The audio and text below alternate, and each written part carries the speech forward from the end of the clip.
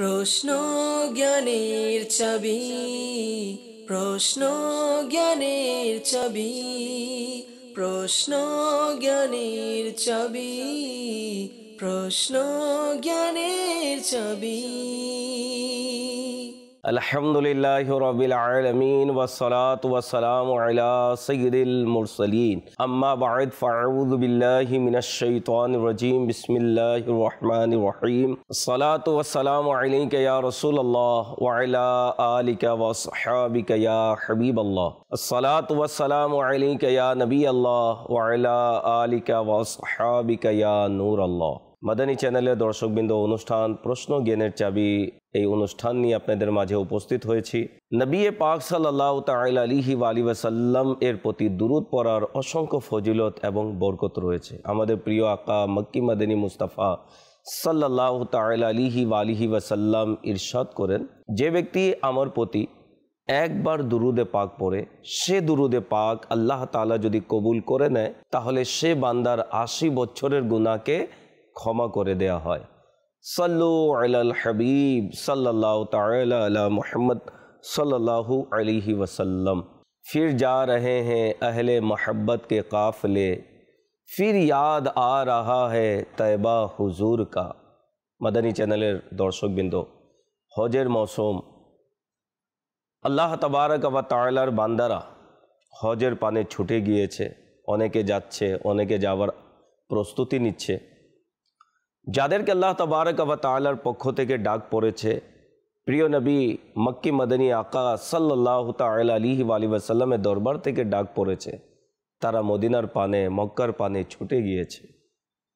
ওই সকল হাজিরা যারা হজের উদ্দেশ্যে রওনা হয়েছেন বা প্রস্তুতি নিচ্ছেন, তারা সৌভাগ্যবান। এমন একদিন আসবে যে তারা কাবাতুল্লাহ শরীফের তাওয়াফ করবে, সাঈ করবে, আরাফাতের ময়দানে অবস্থান করবে, মুজদালিফাতে অবস্থান করবে। তারা হজ সম্পন্ন করে তারা মদিনার উদ্দেশ্যে রওনা দিবে। অনেক হাজিরা প্রথমে মদিনাতেও উপস্থিত হয়েছে, এরপরে তারা সেখান থেকে এহরাম পরিধান করে হজের উদ্দেশ্যে রওনা দিবে।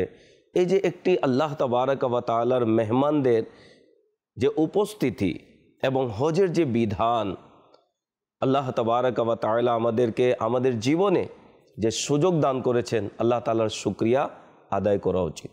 হজ যেহেতু ইসলামের 5টি স্তম্ভের মধ্যে অন্যতম স্তম্ভ হচ্ছে, ভিত্তি হচ্ছে হজ।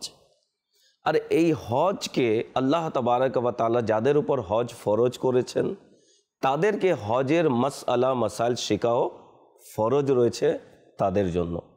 অনেকে হজে যায়, উমরা করতে যায়, কিন্তু দেখা যায় বিধান না জানার কারণে অনেক কিছু ভুল ত্রুটি হজের মধ্যে বা উমরার মধ্যে রয়ে যায়। অনেকে দেখা যায় সেখানে গিয়ে তারা বিভিন্ন সমস্যার সম্মুখীন হয়ে যায়। তাওয়াফ কিভাবে করবে, সাঈ কিভাবে করবে, তারপরে আরাফাতের অবস্থান এর আহকাম কি, মুজদালিফার আহকাম কি। অনেকে কুরবানি করার পূর্বে এহরাম খুলে বসে যায়। অনেক বিধিবিধান এর রয়েছে যা জানা অত্যন্ত জরুরি।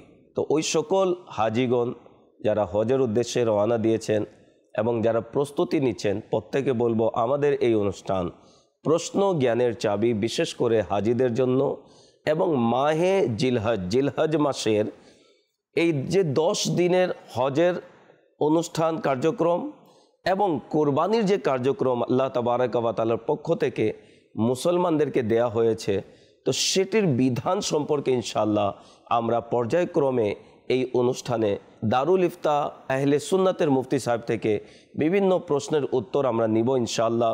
আপনাদের প্রশ্ন থাকবে এবং দারুল ইফতা আহলে সুন্নাতের মুফতি সাহেবের পক্ষ থেকে সেটির উত্তর দেয়া হবে।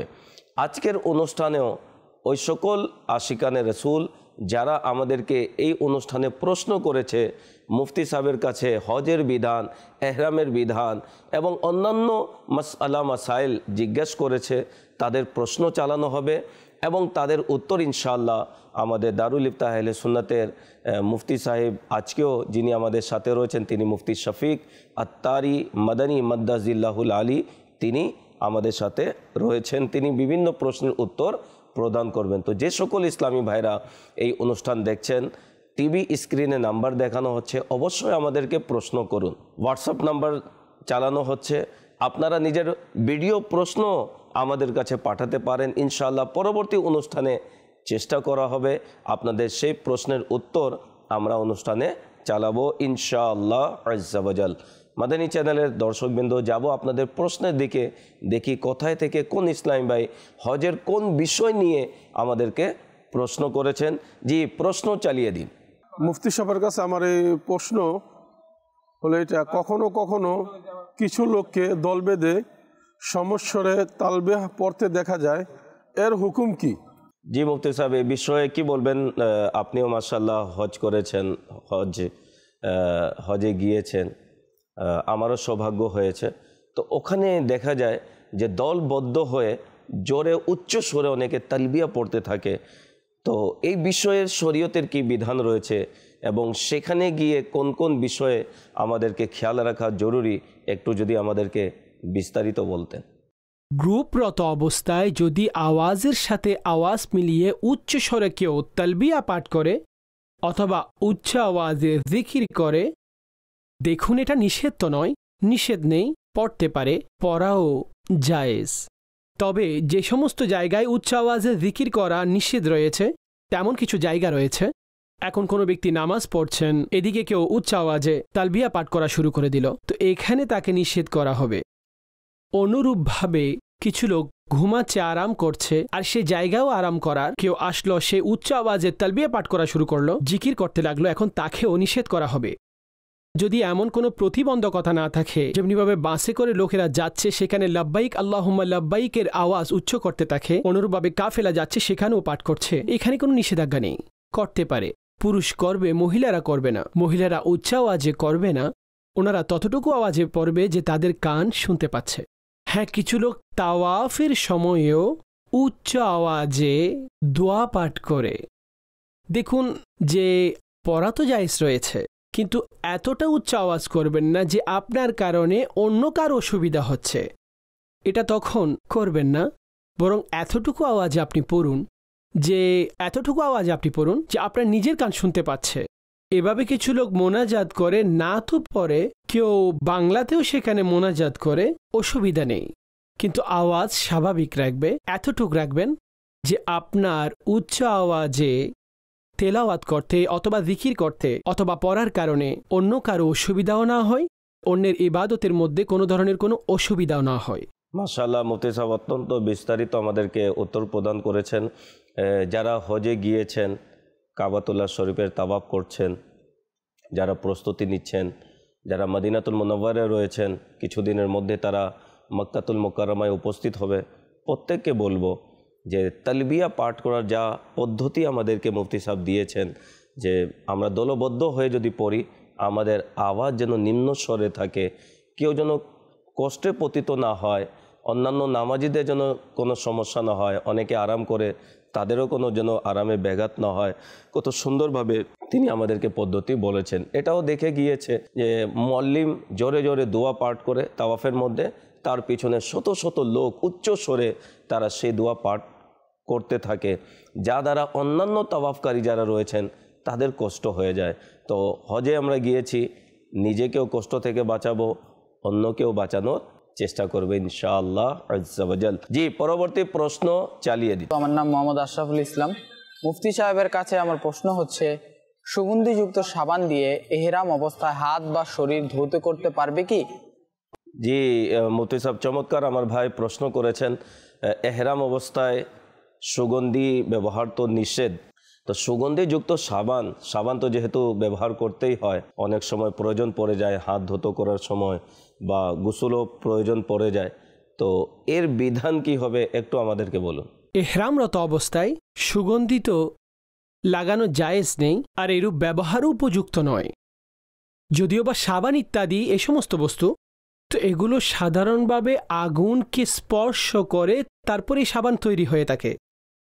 এখন তার মধ্যে সেই হুকুম নেই সুগন্ধির ক্ষেত্রে যেগুলো মৌলিক সুগন্ধির মধ্যে রয়েছে। তারপরও বেঁচে থাকা দরকার যে এহরামরত অবস্থায় সুগন্ধিযুক্ত সে সাবান ব্যবহার করবে না, কিন্তু যদি কেউ করে তো তাতে কোনো ধরনের কোনো দম ইত্যাদি আবশ্যিক হবে না, কেননা এগুলো তৈরির ক্ষেত্রে আগুনের স্পর্শ দ্বারা তৈরি হয়েছে। এখন সুগন্ধি তার সে অবস্থানে নেই, এজন্য দমেরও হুকুম এখানে নেই। আর কিছু লোক সুগন্ধিহীন সাবান নিয়ে সেখানে যায়, তো ঠিক আছে, ভালো কথা, সেটা ব্যবহার করতে চাইলে সেটা ব্যবহার করতে পারেন। মাশাআল্লাহ, অত্যন্ত সুন্দর আমরা একটি প্রশ্নের উত্তর জানতে পেরেছি যে সুগন্ধিযুক্ত সাবান আমরা ব্যবহার করতে পারবো, আর তার কি বিধান সেটিও আমাদেরকে বলে দিয়েছেন। অনেকে টেনশনে পড়ে যায় যে আমি এহরাম অবস্থায় এখন সুগন্ধিযুক্ত সাবান নিয়ে আসলাম, গোসল করতে পারবো কিনা, হাত ধুতে পারবো কিনা। মাশাআল্লাহ, দারুল ইফতা আহলে সুন্নাতের মুফতি সাহেব উত্তর প্রদান করেছেন যে কোনো সমস্যা নেই। মুফতি সাহেবের কাছে আমার প্রশ্ন সেটি হচ্ছে, এহরাম অবস্থায় কারো যদি গোসল ফরজ হয়ে যায় তাহলে সে কি করবে, একটু এই বিষয়ে যদি আমাদেরকে বলতেন। এহরামরত অবস্থায় যদি কারো এই অবস্থা হয়ে যায়, ঘুমানোর সময় তার সাথে অবস্থা হয়ে যায় যে তিনি যে তার গোসল করা আবশ্যিক হয়ে যায়, তো গোসল একেবারেই করবে। যে কাপড় নাপাক হয়েছে সে কাপড়কেও পাক করে নিবে, এহরাম চেঞ্জ করে নিবে, পরিচ্ছন্ন হন, গোসল করুন, ময়লা ছাড়ানো হবে না। এটা মকরু আমল। ঘষে ধোয়া এহরাম অবস্থায় এমন নয়, এটা এহরাম পরিধানের আগে ঘষে পরিষ্কার করবেন, এটা ঠিক আছে। পরবর্তী পরিষ্কারের ক্ষেত্রে এভাবে পরিষ্কার করবেন যে সাধারণ গোসল। এখন পানি শরীরের উপর ছেড়ে দিবেন, পানি যাতে প্রবাহিত হয়। যখন প্রবাহিত হয়ে যাবে ভালোভাবে কুলি করে নিলেন, নাকে পানি প্রবেশ করালেন, গোসলের ফরজ পূর্ণ হয়ে গেল, আর এতে আপনার গোসলও আদায় হয়ে যাবে। আর সে এহরামের চাদর যদি নাপাক হয়ে যায় পরিবর্তন করে নিন। কিছু লোক এটা মনে করে যে চাদর পরিবর্তন করলে এহরাম ভেঙে গেল। এহরাম ভাঙবে না, এহরাম তখনই শেষ হবে হাজি এহরামের আহকাম পরিপূর্ণ করল, অতঃপর তিনি পরিশেষে হলক কিংবা তাকসির করে নিল, তখনই এহরাম শেষ হবে। চাদর খুলে রেখে দিল পাশে, তো এতে এহরাম ভঙ্গ হয়েছে বলা যাবে না। আচ্ছা, এটা ময়লা হয়ে গেল এহরাম, তো পরিবর্তন করে নিলেন, তো এতেও এহরাম ভেঙে যাবে না। এটা একেবারে আপনি করতে পারেন, এটার অনুমতি রয়েছে। অত্যন্ত চমৎকার একটি বিষয় জানতে পেরেছি। অনেকে বিধান না জানার কারণে তারা মনে করে যে আমি এহরাম খুলে রেখে দিলাম, এখন আমি এহরামকে খুলেই রেখে দিলাম। এটি নিয়তের উপর ডিপেন্ড। সেটি তো এহরামের কাপড়, সেটি অনেক সময় ময়লা হয়ে যায়, চেঞ্জও করতে পারেন, খুলে রেখেও দিতে পারেন প্রয়োজনে। তবে যেটি আমাদেরকে প্রশ্ন আমি করেছিলাম মুফতি সাহেবের কাছে, উনি উত্তর প্রদান করেছেন, কারো যদি এহরাম অবস্থায় গোসল যদি ফরজ হয়ে যায় তাহলে সেই গোসল কিভাবে করবে। নর্মালি পানি মুফতি সাহেব বলেছেন যেন প্রবাহিত করে। আমরা অনেকে ঘষে মেজে গোসল করে থাকি, এহরাম অবস্থায় এরকম গোসল করতে নিষেধ করা হয়েছে। জি, পরবর্তী প্রশ্ন চালিয়ে দিন। আমি সজীব, আমার প্রশ্ন হলো, তাওয়াফের 7 চক্রের মধ্যে 1 চক্র কম হলে তাওয়াফ কি শুদ্ধ হবে?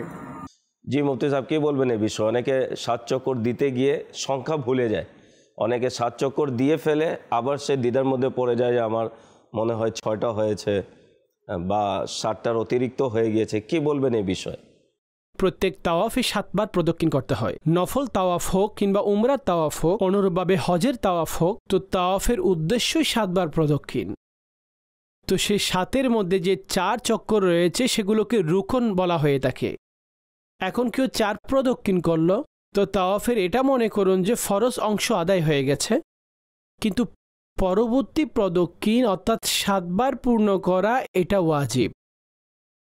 আর যদি কেউ 6 বার করলো আর একটি চক্কর ওনার হয়নি, তো তার উপর তার সাদকা আবশ্যিক হবে।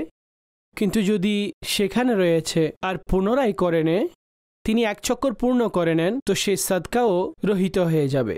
তো এই জন্য যখনই তাওয়াফ শুরু করবেন তো 7 চক্কর পরিপূর্ণ তাওয়াফ করুন। মাশাআল্লাহ, তাওয়াফ করার সময় 7টি চক্কর দেওয়াটি জরুরি, আবশ্যকীয়, এবং কেউ যদি ভুলে যায় এর বিধানও বলে দিয়েছেন। সাদকা আদায় করবে বা সেখানে উপস্থিত রয়েছে, পরবর্তীতে যতটুক সে তাওয়াফ ভুলে গিয়েছে ততটুক তাওয়াফ সে পুনরায় করে ফেলবে, আদায় করবে, ইনশাল্লাহ তার আদায় হয়ে যাবে। জি, পরবর্তী প্রশ্ন চালিয়ে দিন। আসসালামু আলাইকুম ওয়া রাহমাতুল্লাহি ওয়া বারাকাতুহু। ওয়া আলাইকুম আসসালাম ওয়া রাহমাতুল্লাহি ওয়া বারাকাতুহু। আমার নাম মোহাম্মদ মুমতাহিন আততারি। মুফতি সাহেবের কাছে আমার এক প্রশ্ন, ইহরাম অবস্থা পাইয়ে কি করবে? জি, আমার ভাই প্রশ্ন করেছেন, আমরা প্রশ্নের উত্তর নিব। তবে মাদানী চ্যানেল দর্শককে বলবো, যারাই এই অনুষ্ঠান দেখছেন অবশ্যই আমাদেরকে প্রশ্ন করুন এবং আপনাদের বিভিন্ন প্রশ্ন যা আপনারা আমাদেরকে করবেন ইনশাআল্লাহ দারুল ইফতা আহলে সুন্নাতের মুফতি সাহেব উত্তর প্রদান করবেন। স্ক্রিনে নাম্বার চালানো হচ্ছে, আপনারা আমাদেরকে ফোন করুন বা হোয়াটসঅ্যাপে আপনাদের ভিডিও প্রশ্ন যদি পাঠিয়ে দিন, ইনশাআল্লাহ আজ্জাওয়াজাল পরবর্তী অনুষ্ঠানে আমরা এটি প্রশ্নের উত্তর নিয়ে সেটি চালানোর ব্যবস্থা করব ইনশাআল্লাহ আজ্জাওয়াজাল। জি মুফতি সাহেব কি বলবেন? আমার ভাই যে প্রশ্ন করেছেন এহরাম অবস্থায় পা কি খোলা রাখবে না কিছু পরিধান করতে পারবে, কি বলবেন এই বিষয়ে? এহরাম অবস্থায় জুতা পরতে নিষেধাজ্ঞা নেই, পায়ে জুতো পরিধান করুন। জুতো বিশেষ ধরনের হতে হবে, কেননা এহরাম অবস্থায় উপরস্থ যে হাড্ডি আর উপরিভাগে গিরার সাথে যে জোড়া রয়েছে, তো সে উপরস্থ হাড্ডি এটা গোপন করা এটা জায়েজ হবে না। 2 ফিতার জুতা পরিধান করা হয়ে থাকে, 2 ফিতার পরিধান করা হয়ে থাকে, এক ফিতা এদিকে আসে আরেকটি ফিতা এদিকে আসে, সে উপরস্থ হাড্ডি তখন খালি থাকে। স্যান্ডেল ইত্যাদি পরিধান করা হবে না, কেন এটা উপর থেকে অনেক সময় বাঁধতে হয়, তো তখন গিরার সাথে যে জোড়া রয়েছে সেটাও গোপন হয়ে যাওয়ার সুযোগ থাকে, তো স্যান্ডেল ইত্যাদি পরিধান করবে না। তো জুতো পরবে, 2 ফিতার পরিধান করবে। পুরুষের জন্য মোজা, চামড়া এগুলো পরিধান করা অথবা বদ্ধশু পরিধান করা এটা জায়েজ নেই। মহিলাদের জন্য এই হুকুম নয়, মহিলা মোজাও পরিধান করতে পারে, জোরাবও পরিধান করতে পারে, বন্ধশু জুতা যা কিছু রয়েছে সে ইহরামে পরিধান করতে পারে।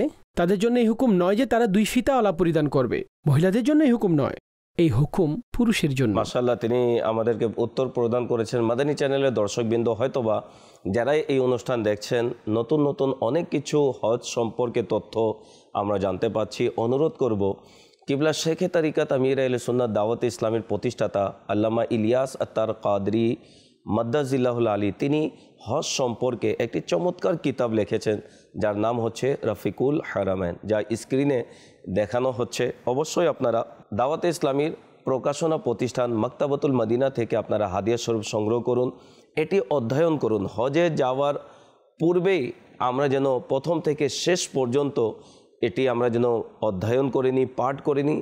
যে সকল প্রশ্নের উত্তর বা যে কোনো বিধান বুঝে না আসলে নিকটতীয় কোনো সুন্নি মুফতির কাছে গিয়ে আমরা যেন সেটি জেনে নিই, বা দারুল ইফতা আহলে সুন্নাতের মুফতি সাহেবকে আমরা অনলাইন প্রশ্নের মাধ্যমে, কলের মাধ্যমে আমরা সেটির বিধান জেনে নিতে পারি, বা আমাদের এই অনুষ্ঠানে যদি প্রশ্ন করেন অবশ্যই সেটিরও উত্তর দেওয়া হবে। তো যারাই হজে যাচ্ছেন অবশ্যই নিজের সাথে রফিকুল হারামাইন রাখতে ভুলবেন না। জি, প্রশ্ন চালিয়ে দিন। আসসালামু আলাইকুম রহমতুল্লাহ। ওয়ালাইকুম আসসালাম রহমতুল্লাহি ওয়া বারাকাতুহু। আমার নাম মোহাম্মদ তুহিন ইসলাম। মুফতি সাহেবের কাছে আমার একটি প্রশ্ন হচ্ছে, তালবিয়ার বাক্যটি কেমন? জি মুফতি সাহেব, আমার ভাই প্রশ্ন করেছেন তালবিয়া যে পাঠ করা হয় তার বাক্য কি রয়েছে, একটু যদি আমাদেরকে বলতেন, আর আমরা ইনশাআল্লাহ বরকতের জন্য পাঠ করার চেষ্টা করব। জি মুফতি সাহেব কি বলবেন এই বিষয়ে?